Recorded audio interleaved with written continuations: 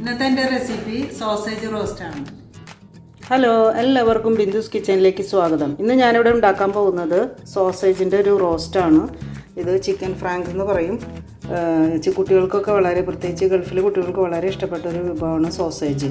ഇത് ഫ്രോസനാണ്. ഇതിൽ 12 പീസാണ് ഉള്ളത്. നമ്മളത് ഒരു അരമണിക്കൂർ വെള്ളത്തിലിട്ടിട്ട് വേണം നമുക്ക് കട്ട് ചെയ്തെടുക്കാൻ. ഞാൻ ഇതിൻ്റെ 2 പാക്കറ്റാണ് ഞാനിവിടെ എടുത്തിരിക്കുന്നത്. അതിലേക്ക് ആവശ്യമായിട്ടുള്ള സാധനങ്ങൾ ഞാൻ എടുത്തിരിക്കുന്നത് 3 സവാളയാണ്, പിന്നെ ഒരു കഷ്ണം ഇഞ്ചി, പിന്നെ 5-6 കഷ്ണം വെളുത്തുള്ളി, 2-3 പച്ചമുളക്, പിന്നെ കുറച്ച് ടൊമാറ്റോ സോസ്, മുളക് പൊടി എടുത്തിട്ടുണ്ട്, കുരുമുളക് പൊടി, കുറച്ച് കാശ്മീരി ചില്ലി പൗഡർ, കുറച്ച് മഞ്ഞൾപ്പൊടി. ഇനി ഇത് കഴിഞ്ഞിട്ട് ഇതിൻ്റെ അവസാനമാണ് ഞാൻ വീട്ടിലുണ്ടാക്കിയ മസാലപ്പൊടി അതിലേക്ക് ഇട്ട് കൊടുക്കുള്ളൂ. അപ്പം നമ്മളിത് വെള്ളത്തിലിട്ട് നമ്മളെങ്ങനെയത് കഷ്ണങ്ങളായിട്ട് അരിയണമെന്ന് നമുക്ക് കാണാം. നമ്മൾ സോസേജ് വെള്ളത്തിലിട്ട് വെച്ചിട്ടുണ്ട്. നമുക്കൊരു അരമണിക്കൂർ കഴിഞ്ഞിട്ട് നമുക്കത് കഷ്ണങ്ങളായിട്ട് അരിയാം. നമ്മുടെ സോസേജ് എല്ലാം ഐസൊക്കെ വിട്ട് നന്നായിട്ട് വന്നിട്ടുണ്ട്. അത് ഞാൻ റൗണ്ടായിട്ട് നമുക്കിങ്ങനെ കട്ട് ചെയ്തെടുക്കാം.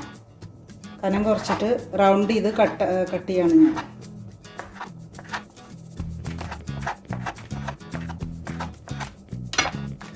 ഇതേപോലെയാണ് ഞാൻ കട്ട് ചെയ്തെടുക്കുന്നത്. അതുപോലെ നമുക്കിതെല്ലാം കട്ട് ചെയ്തെടുക്കാം.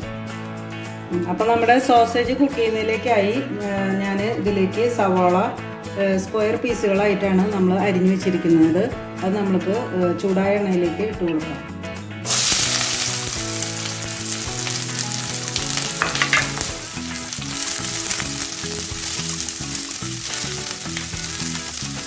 അതിനുശേഷം നമ്മൾ എടുത്തു വെച്ചിരിക്കുന്ന ഇഞ്ചി, വെളുത്തുള്ളി, പച്ചമുളക്, വേപ്പില ഇട്ട് കൊടുക്കാം.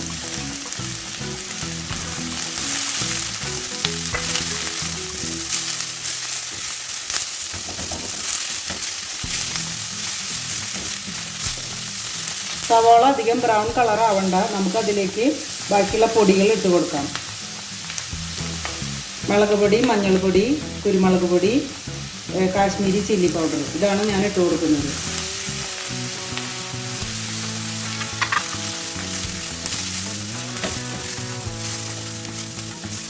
ഒരുവിധം അതിൻ്റെ പച്ചമണം മാറി കഴിഞ്ഞാൽ നമ്മൾ എടുത്തു വെച്ച 2 ടീസ്പൂൺ സോസ്, ടൊമാറ്റോ സോസ് ഒഴിച്ചു കൊടുക്കാം.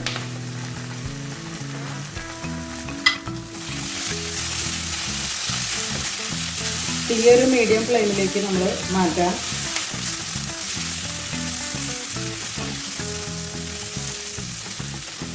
ഇതിലേക്ക് നമ്മൾ 2 ടൊമാറ്റോ ചേർത്ത് കൊടുക്കണം. നമ്മൾ അരിഞ്ഞു വെച്ച 2 തക്കാളി ചേർത്ത് നന്നായിട്ട് ഇളക്കി കൊടുക്കാം.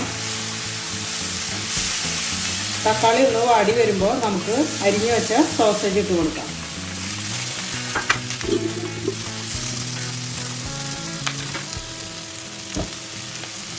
അതിലേക്ക് നമ്മൾ 1 ടീസ്പൂൺ ഉപ്പിട്ട് കൊടുക്കുകയാണ്.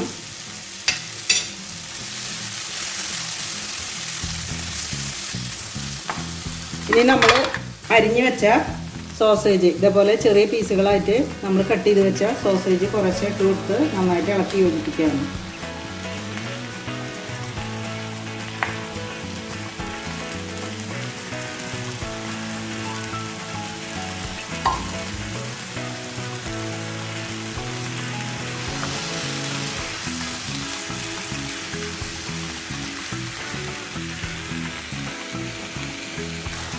ഇളക്കി യോജിപ്പിച്ച സോസേജ് നമുക്ക് ഒരു 5 മിനിറ്റ് നേരം മൂടി വയ്ക്കാം. നമ്മുടെ സോസേജ് ഇനി എന്തായെന്ന് നോക്കാം. നന്നായിട്ട് റോസ്റ്റായിട്ട് വന്നിട്ടുണ്ട്. നമുക്ക് നന്നായിട്ട് ഇളക്കി യോജിപ്പിക്കാം.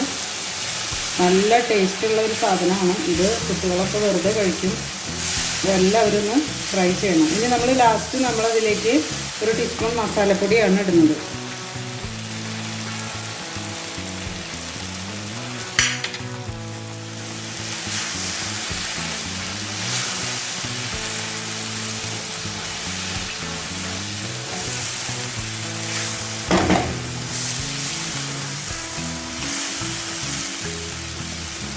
അപ്പോൾ നമ്മളുടെ വളരെ സ്വാദിഷ്ടമായ സോസേജ് റോസ്റ്റ് ഇവിടെ റെഡി ആയിട്ടുണ്ട്. ഇനി നമുക്ക് ഗ്യാസ് ഓഫ് ചെയ്യാം. നമ്മുടെ സെർവിങ് ബൗളിലേക്ക് നമുക്ക് മാറ്റാം. നമ്മുടെ അടിപൊളി സോസേജ് റോസ്റ്റ് ഇവിടെ റെഡി. എല്ലാവരും ഇതൊന്ന് ട്രൈ ചെയ്യണം. എല്ലാവർക്കും തീർച്ചയായിട്ടും ഇഷ്ടപ്പെടും.